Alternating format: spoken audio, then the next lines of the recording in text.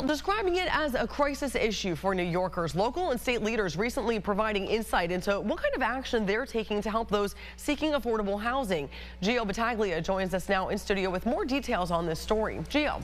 Isabel, Rochester Mayor Malik Evans says in the past 2 years, Rochester has developed thousands of affordable housing units.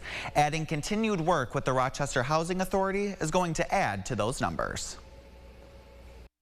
The bottom line is you need more supply, you need more units, and that's what we've been pushing towards. Mayor Malik Evans says a key focus to develop more affordable housing in Rochester has been making sure there are units in all parts of the city, including downtown, where we're, for the first time in history, approaching over 10,000 units, and that's because of the work that we're doing with the help of Senator Gillibrand. Addressing the topic at a press conference earlier this week, U.S. Senator Kirsten Gillibrand says on the state level, she has multiple pieces of legislation she is hoping to get votes on to not only address affordable housing, but increase transparency on public housing to see where that money goes. One of the biggest crisis issues for most New Yorkers and most communities, regardless if you're upstate, downstate, rural, or cities. Assemblyman Demond Meeks touched on this further, adding a problem in our area is outside investors coming in, buying properties and increasing rates.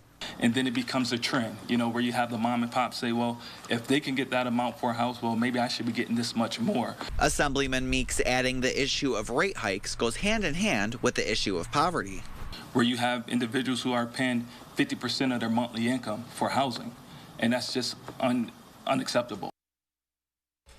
And recently, housing advocates are urging city council members to consider opting the city into a rent stabilization system. The Housing Justice for All adding that would limit rent increases for about 25,000 Rochester residents. In studio, Gio Battaglia, News 8.